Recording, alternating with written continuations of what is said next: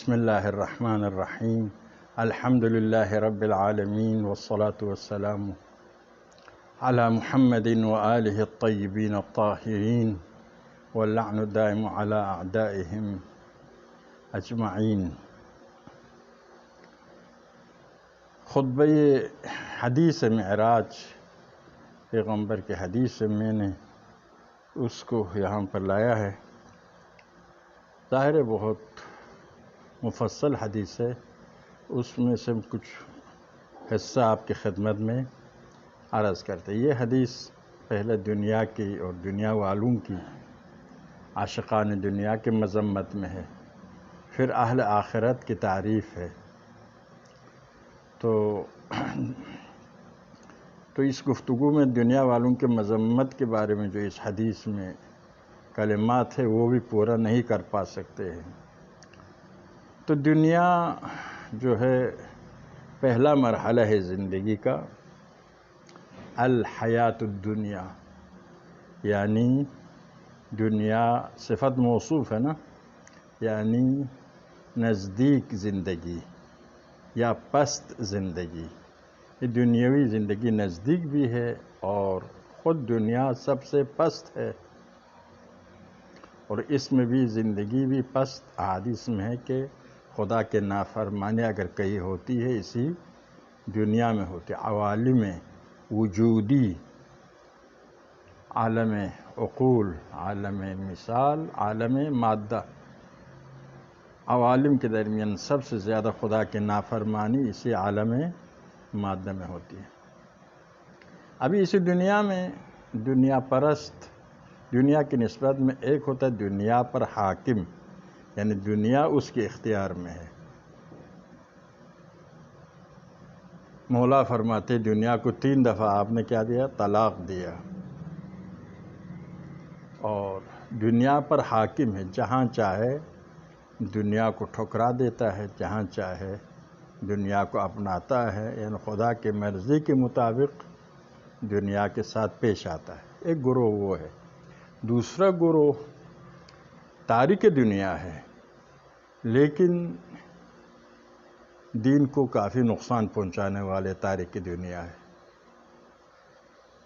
مثلا یہی کچھ لوگ عبادت کے نام سے صحراؤں میں زندگی کرتے ہیں، معاشرے سے دور زندگی کرتے ہیں، یہ تارک دنیا ہے، لیکن حقیقت میں کیا ہے؟ برخلاف سیرت انبیاء اور ائمہ اپنی ذمہ داری انجام نہیں دیتے ہیں۔ حکمرانوں کو مکمل آزادی دیتے ہیں تاکہ جس طرح سے گناہ کرنا چاہے کرے۔ ان کے خلاف اگر اولیاء اللہ قیام کرتا ہے تو حکمران کہتے ہیں یا اولیاء اللہ کیا ہے؟ دنیا پرست لوگ ہیں۔ دیکھو خدا والے کس طرح سے کنار پر بیٹھ کر عبادت میں مصروف ہے، اور یہ جو علماء ہمارے خلاف آواز بلند کرتے ہیں، ائمہ انبیاء ہمارے خلاف آواز بلند کرتے ہیں، یہ لوگ دنیا پرست ہے، اقتدار چاہتے ہیں۔ تو یہ تارکان دنیا ہے، لیکن خدا پرست نہیں ہے، نفس پرست ہے۔ اور تیسرا یہ ہے کہ کیا ہے؟ بندگان دنیا ہے، الناس عبید الدنیا، دنیا کے بندہ ہے، ذرہ برابر دنیاوی مفادات کے خلاف اقدام نہیں کر سکتا۔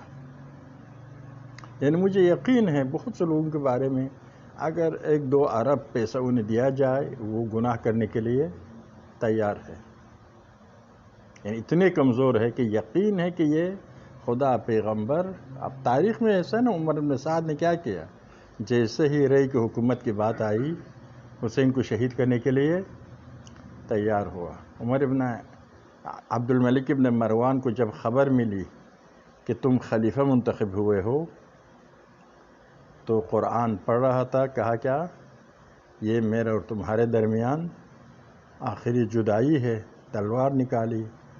علماء سے کہا، مسجد نبوی میں بیٹھا ہوا تھا، علماء سے کہا کوئی مجھے امر معروف کرے گا، نہی از منکر کرے گا، میرا اور اس کے درمیان فیصلہ کرنے والا تلوار۔ اور پس تارک دنیا میں وہ شریعت میں ممدوح ہے کہ ممکن ہے پوری دنیا سے استفادہ کرے. حضرت سلیمان کی حکومت کی طرح کسی کو حکومت نہیں ہے. امام زمانہ کی حکومت کی طرح کسی کی حکومت نہیں ہے. علی کی حکومت دنیا کی سب سے بڑی حکومتوں میں سے ہے. ممکن ہے دنیا کی حکومت سے، نعمت سے، باقی دنیا میں جو کچھ ہے ان سب سے بھرپور فائدہ اٹھائے، لیکن دنیا کا آقا ہے، دنیا کا غلام نہیں ہے. یہ دین کو ایسے افراد مطلوب ہے جو دنیا کے آقا بنے، دنیا کے اوپر حاکم بنے، دنیا کو چلائے، نہیں کہ دنیا اس کو چلائے.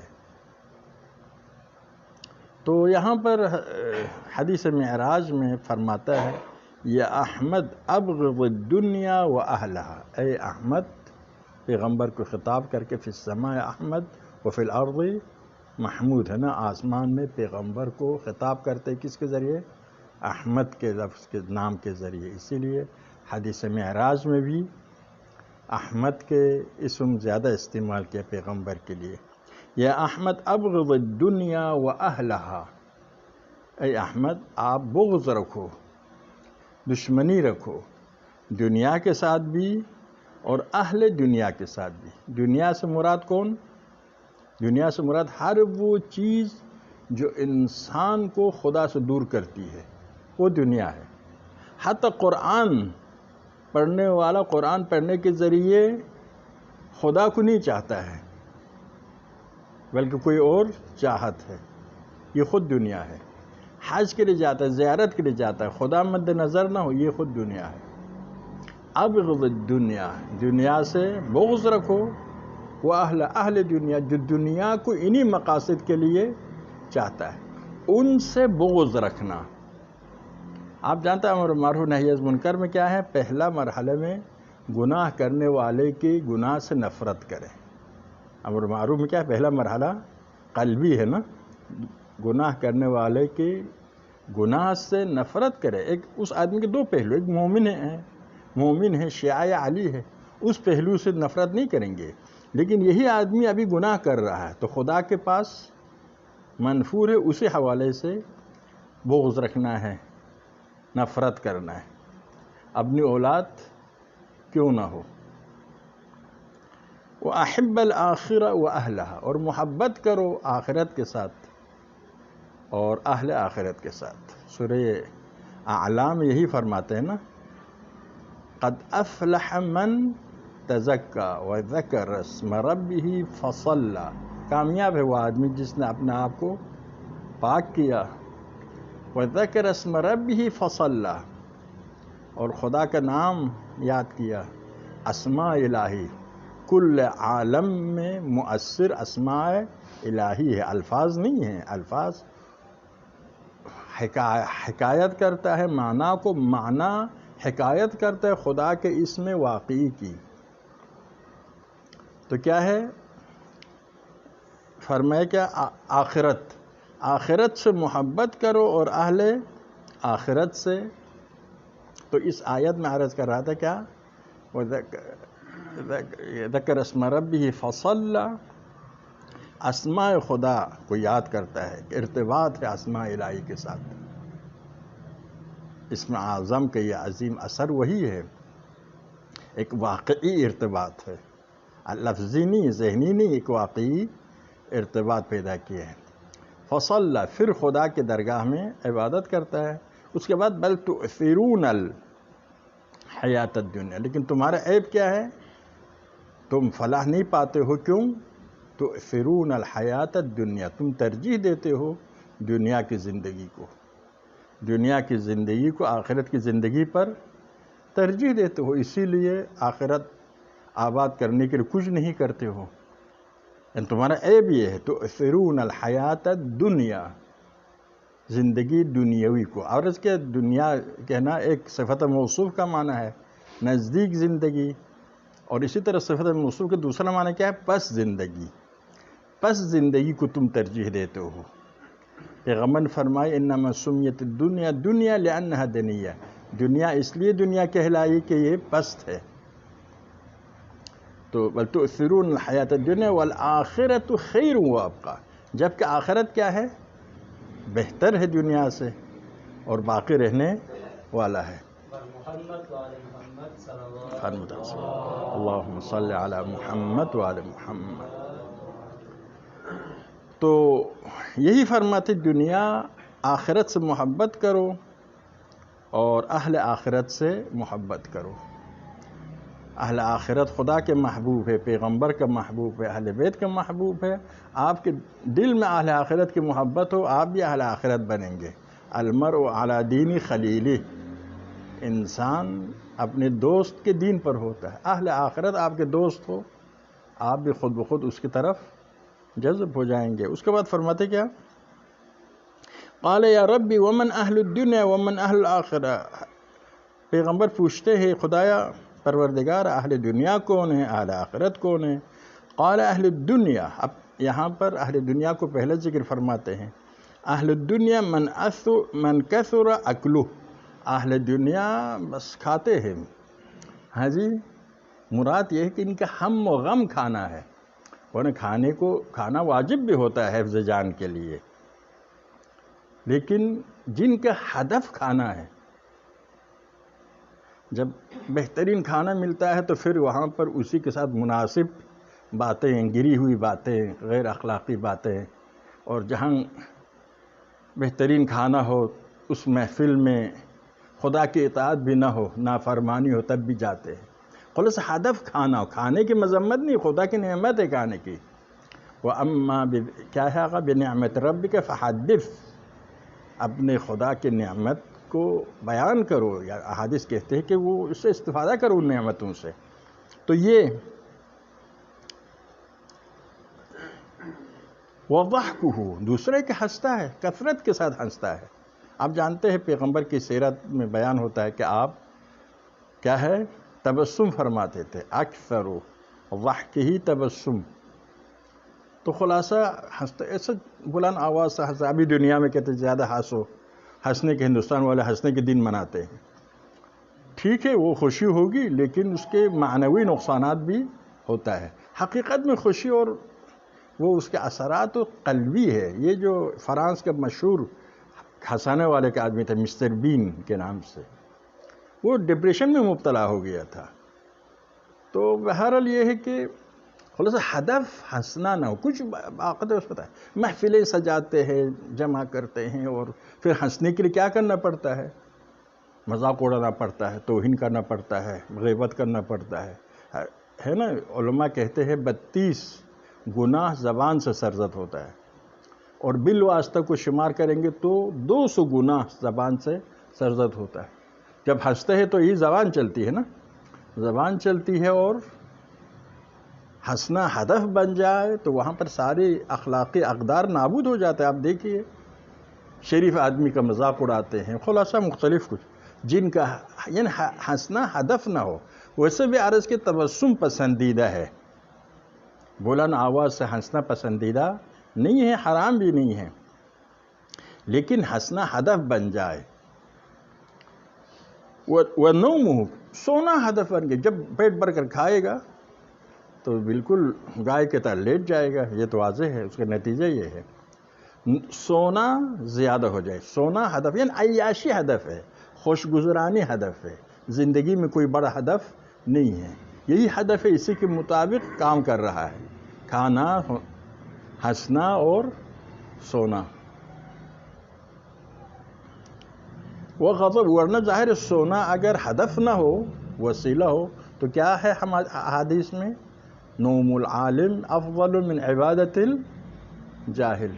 عالم ظاہر ضرورت کی سونے کی ضرورت بھی ہے، تو اس طرح سے سونا جاہل کی عبادت سے بہتر ہے. اگر بالکل نہ سو یہ عالم کیا ہے فرفر کہے گا نا، غلطی میں جو ہے باتیں اشتباہ کرے گا، غلطی کرے گا، صحیح بات نہیں کر سکتا ہے، مؤثر انداز بات نہیں کر سکتا ہے. دیکھو اس سونے کی طرف کس نگاہ سے دیکھتے ہیں؟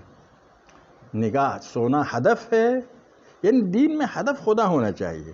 خدا کی جگہ پر کسی اور چیز کو ہدف بنایا تو راستے سے ہٹ جاتا ہے. باقی سب وسیلہ ہونا چاہیے. وَغَضَبُهُ، اس کا ہدف ہی غصہ کرنا ہے.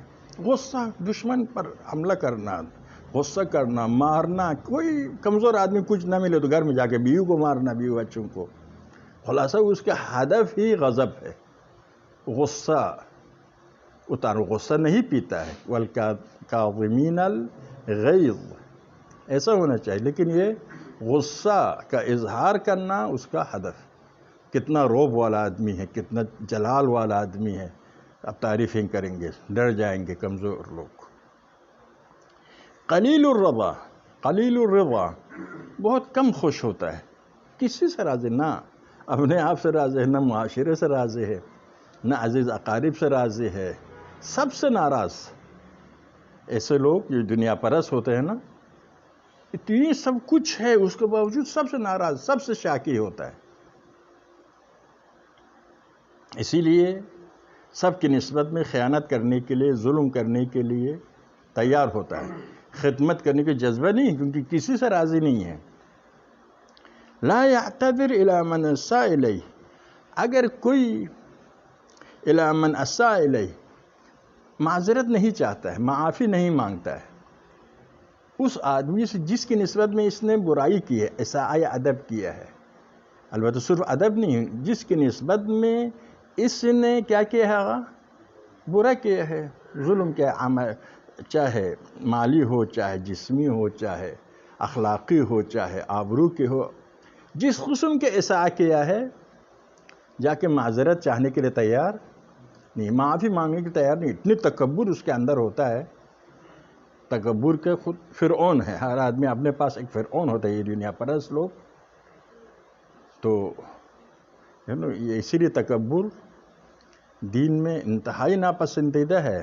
الکبریاء ردائی، خدا نے فرمایا تکبر کا حق صرف مجھے ہے کیونکہ میں بڑا ہوں، باقی سب بندے ہیں، عبد ہے، اور تکبر کی وجہ سے یہ عالم، خود شیطان پہلا گڑبڑ ہوا، کیوں؟ تکبر کی وجہ سے۔ ابھی بھی بڑوں کے درمیان، سیاست مداروں کے درمیان، بزرگوں کے درمیان، اہل حل و عقد کے درمیان جو نزاع، اس کا ایک اہم وجہ تکبر ہے۔ حتی بیوی شوہر کے درمیان بھی ایک نزاع کا ایک اہم وجہ تکبر ہے، وہ اپنے کو بڑھاتا ہے، دوسرا اپنے کو بڑائی کا اظہار کرتا ہے۔ تو خلاصہ جس نے یہ پیغام ہے، بہرحال اگر آپ نے غلطی کی ہے کسی کی نسبت میں، جا کے معافی مانگو، اپنے تکبر کے بت کو توڑ ڈالو۔ وَلَا يَقْبُلُ عُذْرَ مَنْ اعْتَذَرَ إِلَيْهِ، لیکن اگر دوسرے نے آپ کی نسبت میں ایسا کیا ہے، آپ کو تکلیف پہنچائی ہے، اب آتا ہے معذرت چاہتا ہے، معافی مانگتا ہے، تو معاف کرنے کے لیے تیار نہیں ہوتا ہے، کیونکہ یہ اپنے آپ کو خدا کی جگہ پر اپنے آپ کو بٹھایا ہے نا، اسی لیے کہتا ہے تم نے عرش خدا کو منہدم کیا، تمہیں معاف نہیں کرنا ہے۔ گویا انداز بیان یہی ہے، ایسا ادب کرنے والوں کو بالکل معاف نہیں کرتا ہے۔ اگر لوگوں کے سامنے بھی معاف کرے، مناسب موقع پر ایسا انتقام لے گا کہ اس کے 10 پشت بھی یاد رکھیں گے کہ ہمارے دادا کو کیا ہوا، معاف کرنے کے لیے تیار نہیں ہوتا ہے۔ کسلان عند الطاعہ، طاعت کے وقت، اطاعت خدا کے موقع جب آتا ہے تو سستی اس پر چھائی رہتی ہے۔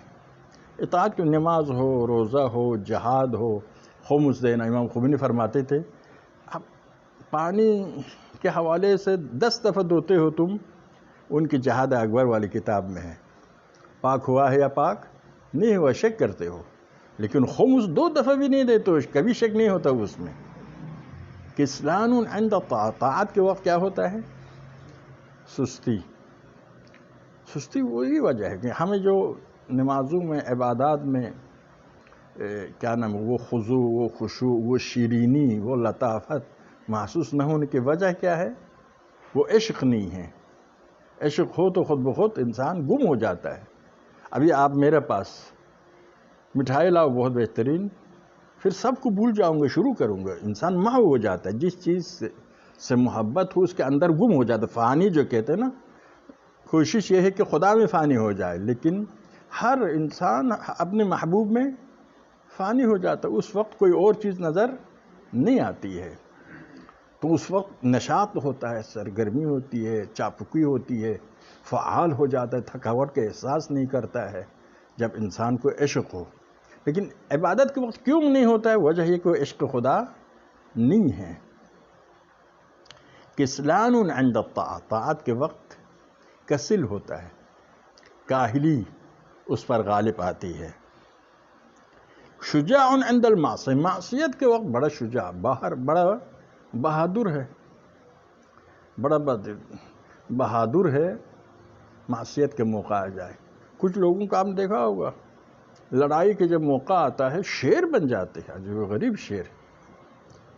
تو خلاصہ معصیت، جو بھی معصیت ہو اس وقت وہ بہادر بنتا ہے. وجہ وہی ہے.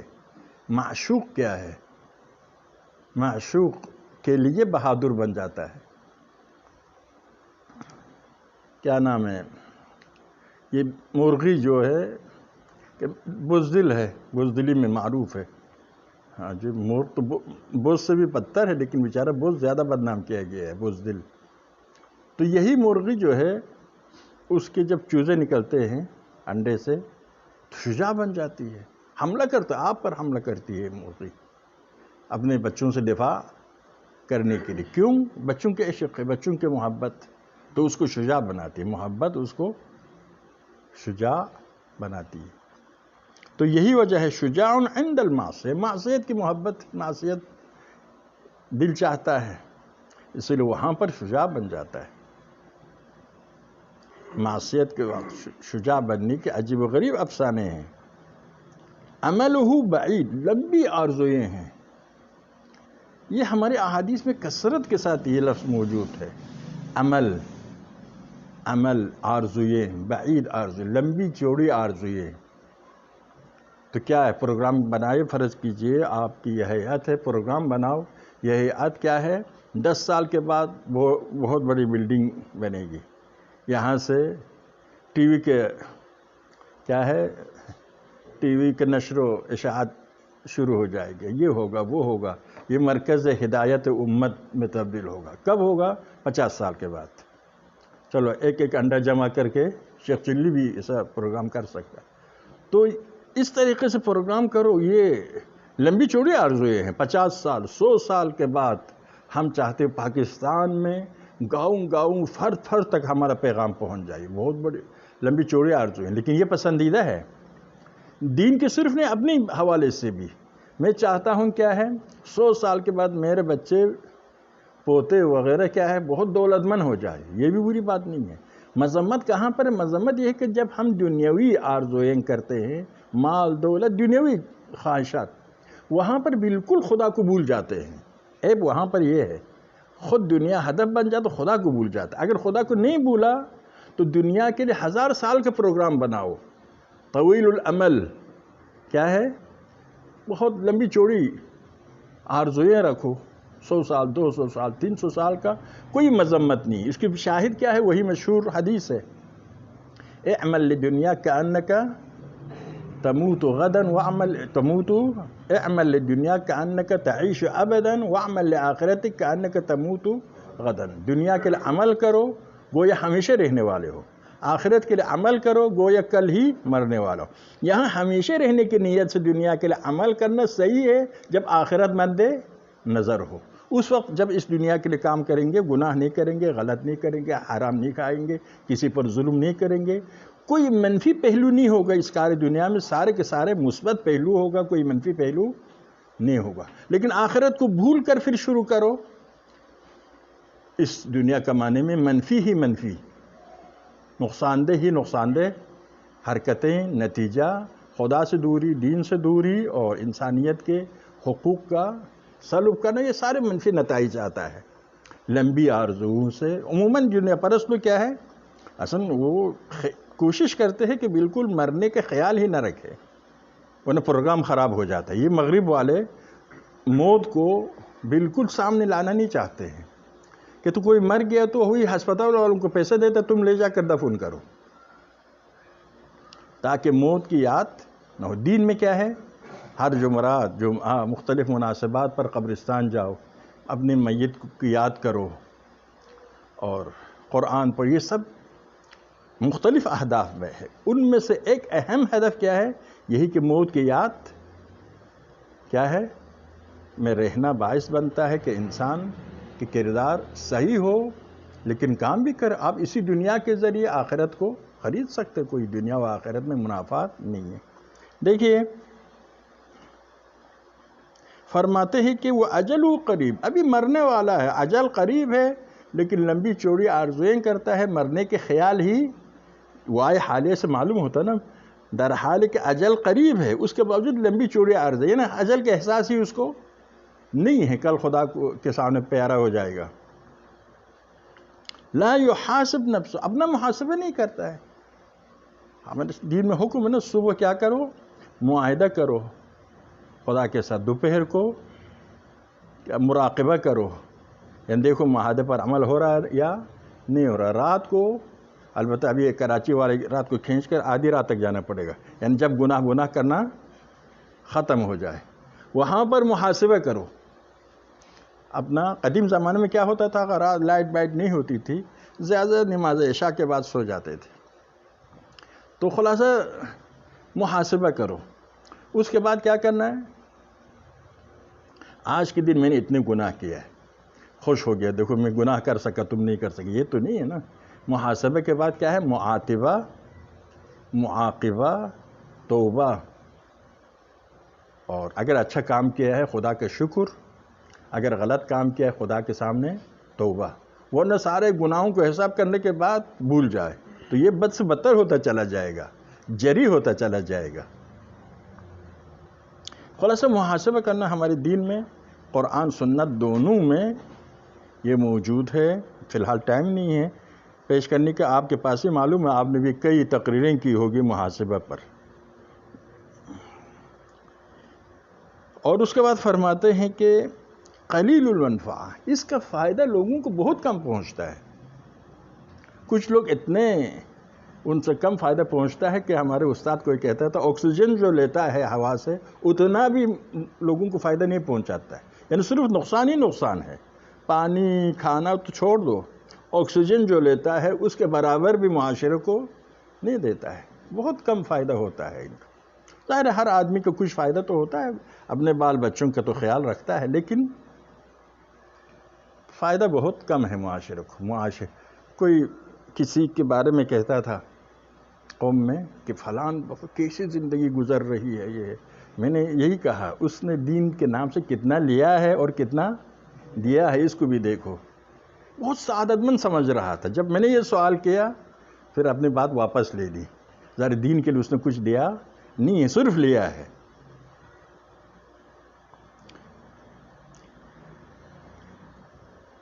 بالے تو اس کے بعد فرماتے ہیں بہل منفعات بہت کم ہے، تو زیادہ سے زیادہ دوسروں تک خیر الناس من نفع الناس، یہ عام حالات میں دین کے منفعات اور خلاصہ انسانیت کے لیے منفعات پہنچانا. ابھی امام خمینی کو آپ دیکھیے، ایک پانی کے حوالے سے بھی کہتے تھے، آدھا گلاس پیتے تھے تو اس کے اوپر کیا رکھتے تھے؟ ٹیشو پیپر لا کر رکھ کر فریج میں رکھتے تھے، کیونکہ پانی گرانا جائز نہیں ہے نا، اسراف ہے. پانی کنارے دریا گرانا حرام نہیں ہے، مکروہ ہے، لیکن ادھر کے پانی کام کر کے خرچ کر کے لایا ہے، اس کو گرانا اسراف ہے. تو منفعت یعنی لیتا بہت کم، دیتا بہت زیادہ. امام خمینی نے صرف ابھی کیا، آئندہ کی نسلوں کے لیے بھی ایک درس، ایک درسگاہ، ایک اسوہ حسنہ چھوڑا ہے. علماء کے اوپر حجت پوری ہو گئی ہے کہ آپ کو کام کرنا ہے. ہم بس اوقات ایسے کہتے ہیں میں اظہار کر سکتے، ہم نہیں کر سکتے. ابھی امام خمینی نے کیا کہا؟ آپ بھی کر سکتے. یتیم تھے. اور ایرانی لوگ تعصب کے حوالے سے بھی کچھ لوگ تعصب ہر جگہ ہے بہرحال، لیکن کچھ لوگ بہت نام لیتے ہیں ایرانیوں کا. اس کے باوجود کشمیر سے آئے ہیں، نجف سے ان کا دادا ایران، پھر شادی کی ہے. شاہ نے بھی اسے تعصب کو اٹھایا نا، سید ہندی کہا. اور وہاں کے اخبار وہی سے پھڈا شروع ہو گیا. جب خدا کے لیے ہو تو خدا اس کی محبت لوگوں کے دلوں میں ڈال دیتا. قرآن کی آیت ہے لا یحاسب نفسہ. اس کے بعد فرماتے کثیر الکلام، بات بہت کرتا ہے. کچھ لوگ جو ایسے ہوتے ہیں چپ ہوتے ہی نہیں، مسلسل بات کرتے چلے جاتے. بقدر ضرورت بات کرے، لیکن زیادہ بات کریں گے تو کیا ہوتا ہے؟ وہی غیبت ہو جاتی ہے، توہین ہو جاتی ہے، اتنی باتیں، اتنی صحیح حکیمانہ باتیں تو نہیں ہوتی ہے۔ چلو حکیمانہ صحیح باتوں کے علاوہ آپ لطیفے بھی سناؤ، وہ بھی ٹھیک ہے، لیکن پھر وہ بھی کم ہو جاتا ہے، پھر گندی باتیں شروع ہوتا ہے۔ ہنسانا ہدف ہے نا، بس محفل میں چھا کے رہنا ہدف ہے، تو ہر ناجائز جائز راستے سے آتا ہے۔ کثیر الکلام، کیونکہ انسان کے پاس اتنی فکر نہیں ہوتی ہے، تفکر، اہل فکر اتنا نہیں ہوتا ہے کہ لوگوں کو فائدہ پہنچائے، تو بیہودہ باتیں ہی زیادہ ہوگی۔ قلیل الخوف، خوف خدا کم ہے اس کے دل میں۔ جب کثیر الکلام ہوتا ہے، اپنے آپ کو آزاد رکھا ہے، اب خوف ختم ہوتا چلا جائے گا۔ خوف خدا تھوڑا سا ایک اہم چیز ہے، یہ خدا کا خوف ہو، تھوڑا سا بھی ہو، تو باعث بنے گا ہر عمل کے وقت تھوڑا سا اس کا بھی احساس، اور گھر میں بھی کہتے ہیں نا، بچے کی تربیت میں تھوڑا سا خوف کا احساس ہو، یعنی اس کو اتنا احساس، محبت زیادہ دے دو، لیکن اس کو اتنا احساس ہو کہ میں غلط کام کروں تو میرے اوپر نظر ہے، نگاہ ہے، اتنے حوصلہ افزائی نہیں ہوگی میرے غلط کاموں کی، بس اتنے خوف خدا کا بھی ہو تو ہر غلط کام کے وقت خدا نظر آئے گا۔ کثیر الفرح عند الطعام، کھانا پہنچ جائے بڑا خوش ہو جاتا ہو، ہاں جی، کثیر الفرح، بہت خوش ہو جاتا ہے، عند الطعام، کھانے کے وقت۔ معنوی کھانا سے تو بور ہو جاتا ہے، لیکن مادی کھانے کے وقت، یعنی اس کے ہدف، اس کے نظریہ، اس کے نصب العین کا پتہ چلتا ہے ان چیزوں سے، اپنے آپ کو کس چیز سے مصروف رکھا ہے۔ لیکن خدا نے دعوت دی ہم سب کو، تو کیا کہ میرے لیے خصوصی رعایت کیا خدا نے، لیکن آپ سب کو دعوت دی ہے، اور دعوت اگر کیا کیا ہے، کھانا کھانے سے بند کیا، پانی پینے سے بند کیا، یعنی آپ کی انسانیت کو، معنویت کو دعوت دی ہے، تاکہ روحانی غذا کھائے۔ اور غذا بھی کیا ہے؟